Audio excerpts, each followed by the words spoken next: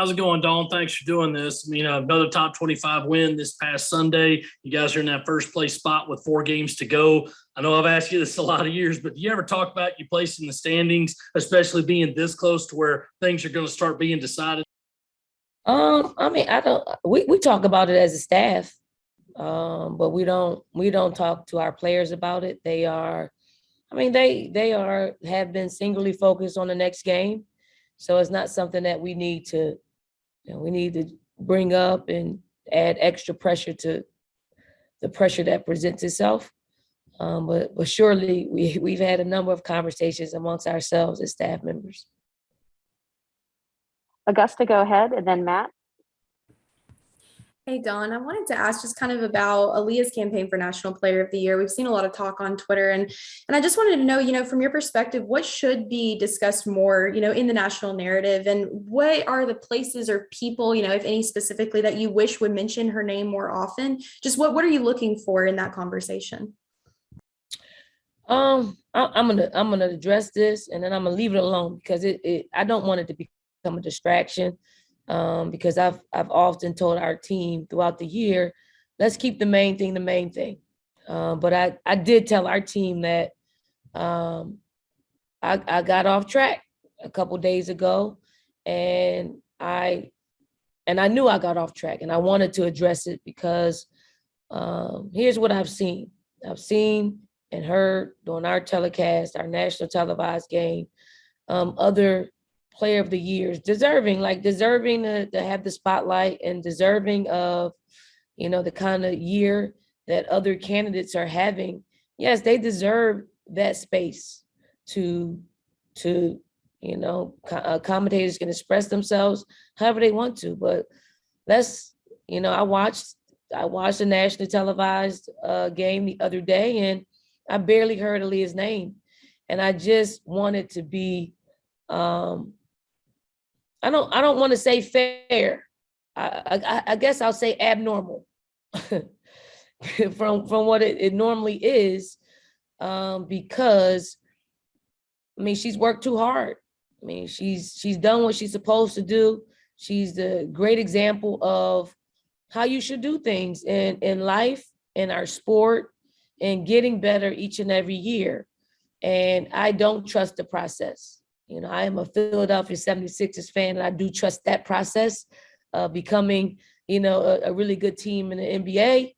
I don't trust the process of narratives that have been created in our game that doesn't favor not just South Carolina and our players, but just the game itself and who deserves the spotlight. So if you're talking about National Player of the Year candidates, then Aaliyah should be included in the conversation and in the comments and in all of it. Because when it's somebody else that's favorable to who is broadcasting the games, we all heard it all last year. And it wasn't like it wasn't deserving, it was deserving. But when the shoe is on the other foot, if it's deserving, then she should be in the conversation every time that you talk about a national player of the year candidate or candidates. Matt, and then Pete. Hey, Dawn, I just wanted to ask about your freshmen. We've seen them get a lot of really good minutes recently, and they seem to be getting more confident every game. How huge is it for them to have confidence and to be key players as the postseason approaches? And what are you liking from your young squad? They've grown up. We've been afforded to play them a little bit more over the past couple of weeks or months, and they're more confident. They communicate well. They're coachable. They've put themselves in a position where we could look down the bench and we feel okay. Hey, it's your time. It's an unfortunate situation in that. We got 15 players. Somebody's going to lose out, but you also have to communicate. This is where we are. This is who we are basically going with when it's the second unit, when it's the third unit. And I think we've had clear communication, so everybody can understand their role and not necessarily agree with it, but embrace it for the sake of what we're trying to accomplish this year. Pete, and then Jackie. Dawn, we've got just a couple weeks left in the regular season. How difficult is it, or is it difficult for a team to go through the year on top and to keep fueling, or does the winning keep fueling that run to the top? I'd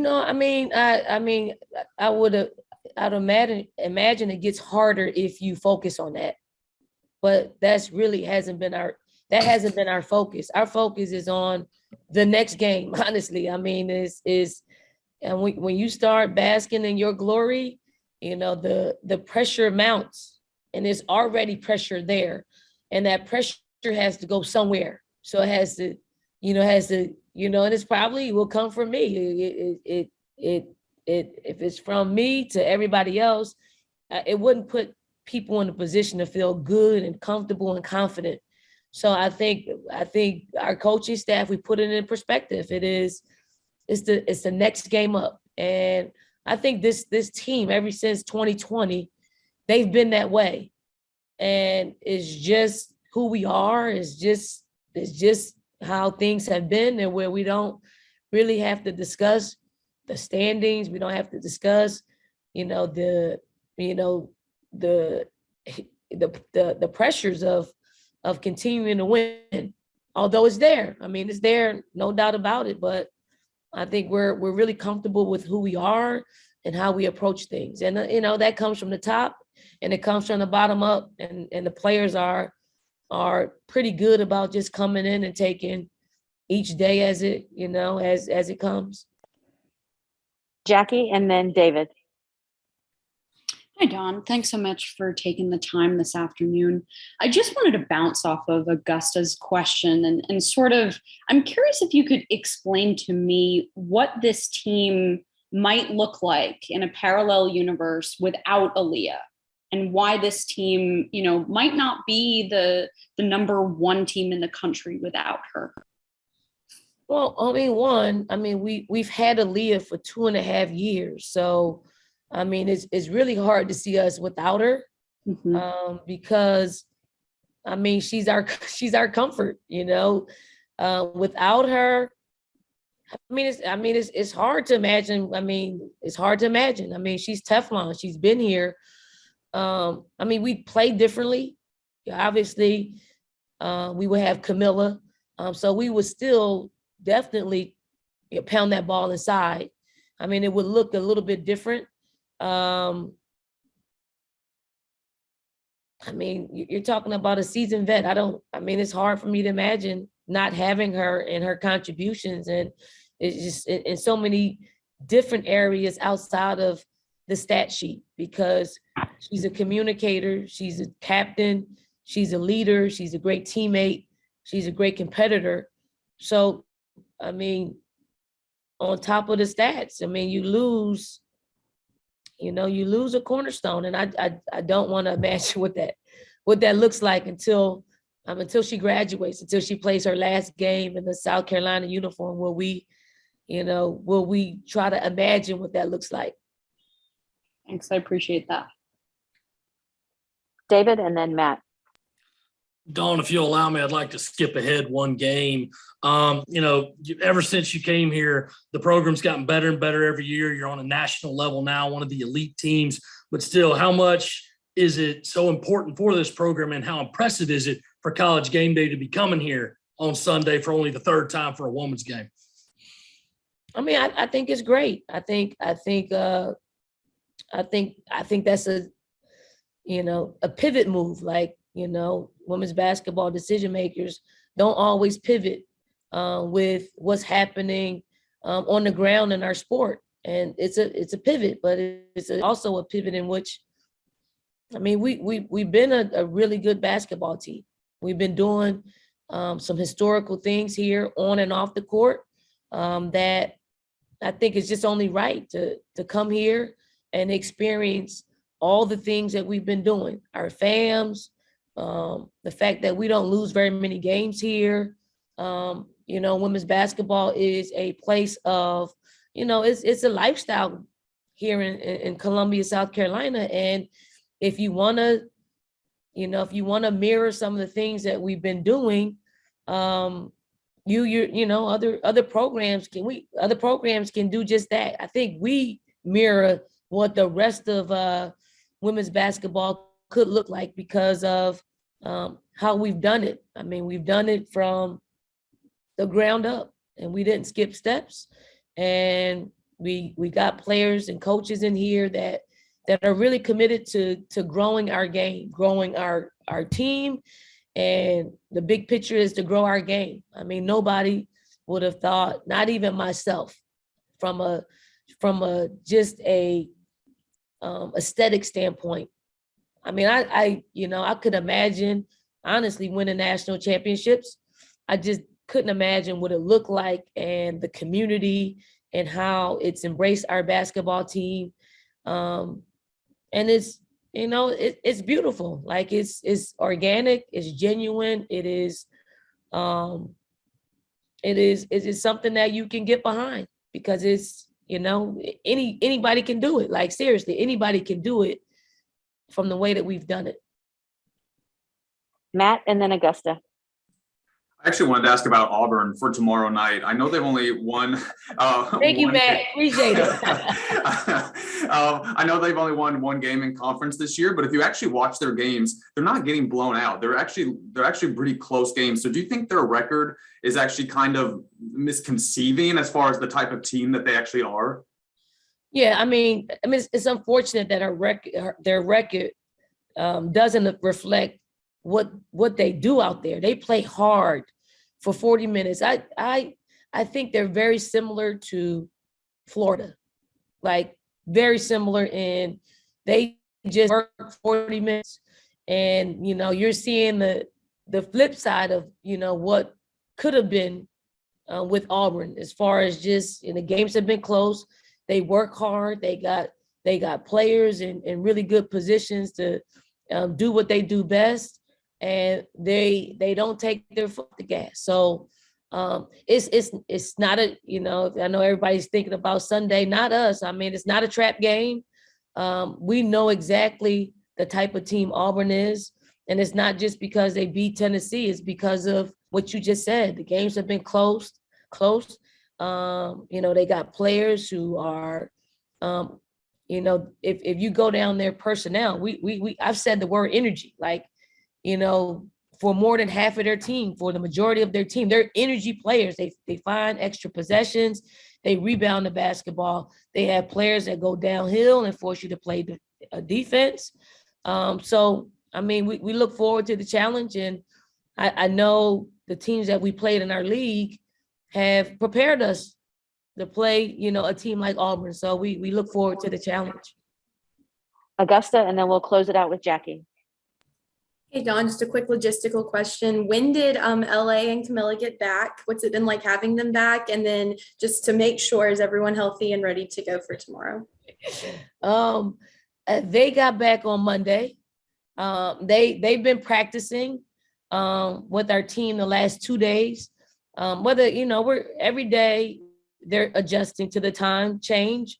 So we'll see. We'll see how they wake up tomorrow. But they both practiced the last 2 days, and we'll just check them out because we don't want to put them in a position to hurt themselves by playing if they still are a little jet lag over where they've been.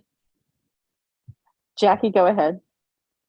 Hi again, Dawn. I just I'm just a bit curious about what maybe you think is a part of Aaliyah's game that maybe people should pay attention to more, and something that's really exciting that we maybe haven't seen in the sport either in a long time or just in the current landscape of the sport.